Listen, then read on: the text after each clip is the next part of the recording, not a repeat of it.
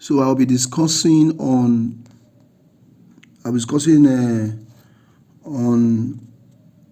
the need for the seed, the word that is sown from Luke chapter 8 from verse 5.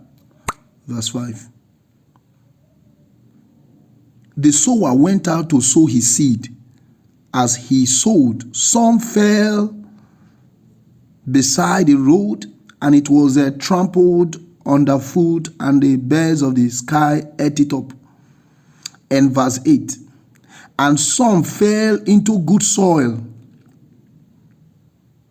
grew up and produced a crop 100 times as great. As he said these things, he called out, he who has ears to hear, let him hear and heed my word.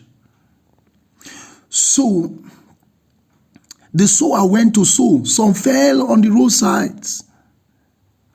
Those that were trampled. Some also fell on shallow soil, covering the rocks. And as soon as they sprouted, it withered, and so on and so forth. Some fell on the rock.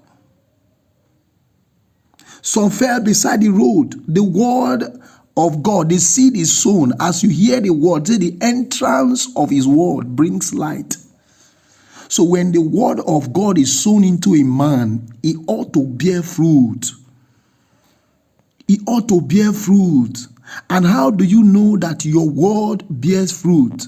He said in verse 8, he said, and some fell on good soil and grew and produced a crop. Once you receive the word of God, it bears fruit in you as much as you have put his word. 100 times as great. So that is why you see that when some people face challenges, they easily fell. They easily go astray. They fell out. They fell out. They can't withstand the trauma. They can't withstand the challenge. They can't withstand the storm of their challenge. They quickly start looking for how to mitigate. They quickly start looking for an easy way to go out. But you must be tried. That is why you hear the word, and the word ought to bear fruit in you. And if the word cannot bear fruit in you, you will fall away. You will go away. You will fall away. You will fall away. So the word need to bear fruit in you. That is